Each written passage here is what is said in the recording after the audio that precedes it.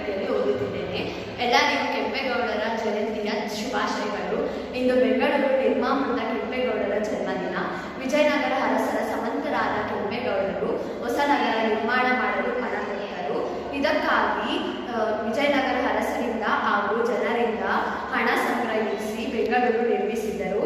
ಈ ಬೆಂಗಳೂರು ನಿರ್ಮಾಣ ಮಾಡಿದ ಕೆಂಪೇಗೌಡರ ಸ್ಮಾರಕಾರ್ಥ ಈ ದಿನವನ್ನು ಆಚರಿಸಲಾಗುತ್ತದೆ. ಸುಮಾರು 56 ವರ್ಷಗಳ ಕಾಲ ಸುದೀರ್ಘ ಆಡಳಿತ ನಡೆಸಿದ ಕೆಂಪೇಗೌಡರು ಜನರ ಒಳಿತಿಗಾಗಿ ಶ್ರಮಿಸಿದ್ದರು. 1510ರಲ್ಲಿ ಮೊದಲನೆಯ ಕೆಂಪೇಗೌಡರ ಜನ್ಮದಿನ ಹೆಣಕದಲ್ಲಿ ಜನಿಸಿದ್ದರು. ನಾಡಪ್ರಭು ಕೆಂಪೇಗೌಡರು 1569ರಲ್ಲಿ ನಿಧನಿಸಿದರು. ಅವರ ಗೌರವಾರ್ಥ 108 ಅಡಿ ಎತ್ತರವಾದ ಕಂಚಿನ ಪ್ರತಿಮೆ ಸ್ಥಾಪಿಸಿ ಲೋಕಾರ್ಪಣೆ ಮಾಡಲಾಗಿದೆ. ಬೆಂಗಳೂರು ಜನರ ಹೃದಯದ ಸಿಂಹಾಸನದಲ್ಲಿ ಅವರು ರಾಜರಾಜಿಸುತ್ತಿದ್ದಾರೆ ಎಂದು ಹೇಳುತ್ತಾ ನನ್ನ ಪುಟ್ಟ ಭಾಷಣವನ್ನು ಮುಗಿಸುತ್ತಿದ್ದೇನೆ.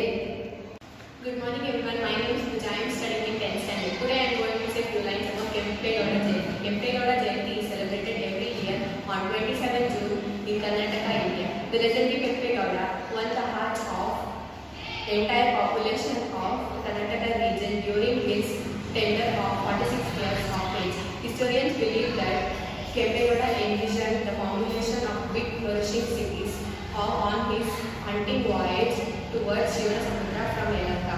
Historians glorify the benefaction of great ruler as being founding father of Bangalore.